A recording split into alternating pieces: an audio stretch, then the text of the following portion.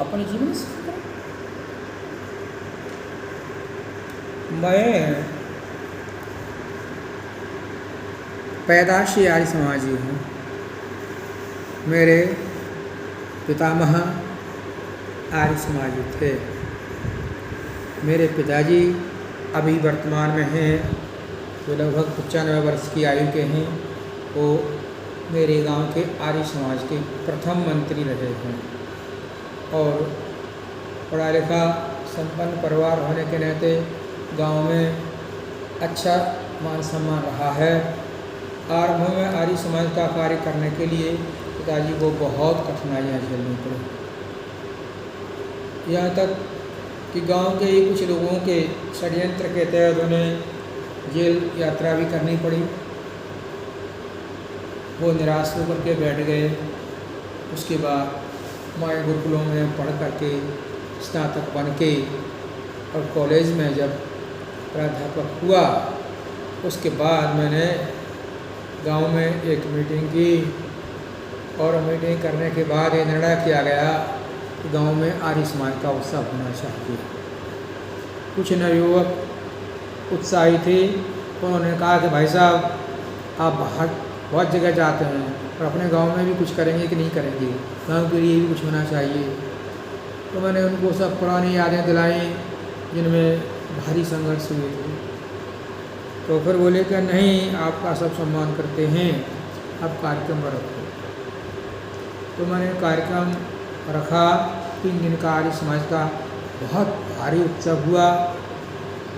उस उत्सव की शुरुआत में मैंने लोगों से कहा कि देखो जी, जिन लोगों ने आपका कुछ बिगाड़ा था, जिनसे आपकी दुश्मनी थी, वो तो मर गए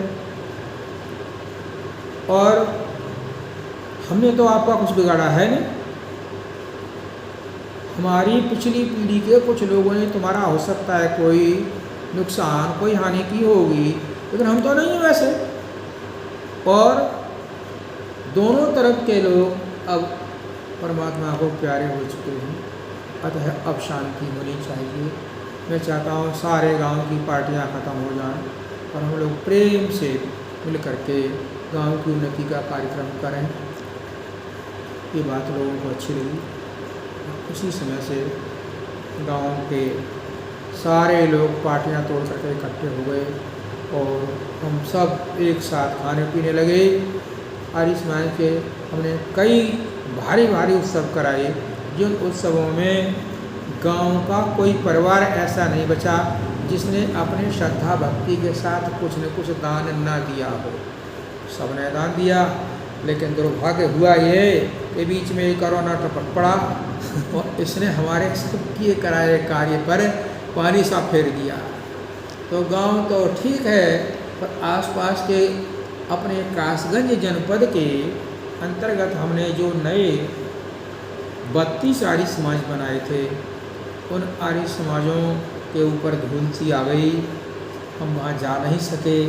अब प्रयत्न कर रहे हैं कि अब कोरोना समाप्त हो चुका है तो धीरे धीरे अपने कार्यक्रम बढ़ाएंगे और लोगों में आर्य समाज के द्वारा जागृति पैदा करेंगे।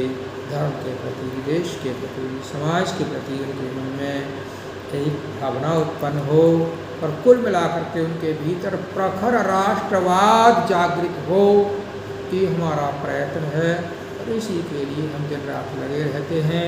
हमारा चिंतन स्वांतः सुखाय नहीं है, अपितु सर्वेषां हिताय सर्वभूत हिते रताः के अनुसार हम कार्य कर रहे हैं और लोग हमारे साथ जुड़ रहे हैं।